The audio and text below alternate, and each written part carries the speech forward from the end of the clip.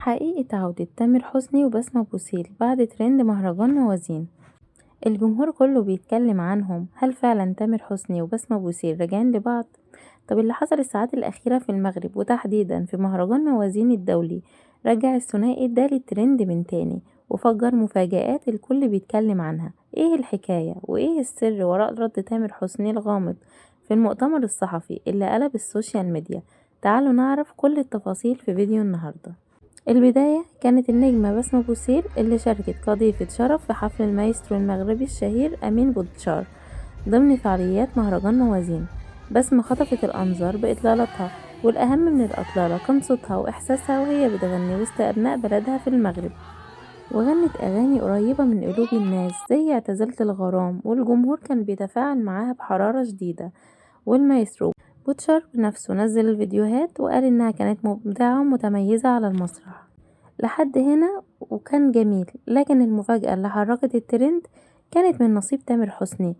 برضو تامر كالعادة أثبت إنه الداعم الأول لبسمة وأم أولاده، وما نشرش مجرد تهنئة عادية، ده نزل لقطة من حفلها على حسابه الرسمي في الانستجرام وكتب لها كلمات مليانة فخر وإشادة. بعت لها ورد وقال لها أنا بدعمك من كل قلبي وفخور بيكي.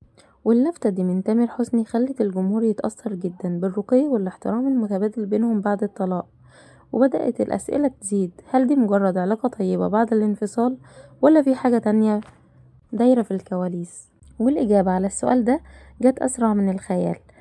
تامر حسني وصل المغرب عشان يحيي حفل ختامي المهرجان موازين على منصة النهضة، وعقد ندوة صحفية ضخمة في دار الفنون بالرباط. طبعا الصحافة المغربية والعربية مفوتتش الفرصة وسألوه بشكل مباشر وصريح عن دعمه البسمة وعن احتمالية عودتهم.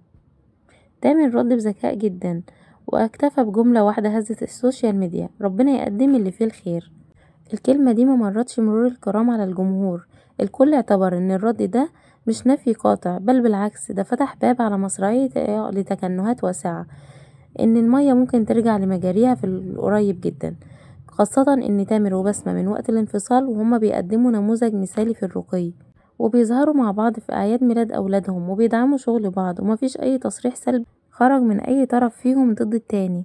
وفي النهاية سواء كانوا هيرجعوا لبعض أو مجرد علاقة احترام وصداقة قوية عشان أولادهم، فالأكيد إن تامر وبسمة بيعلموا الجميع ازاي تكون العلاقة راقية ومحترمة حتى بعد الانفصال.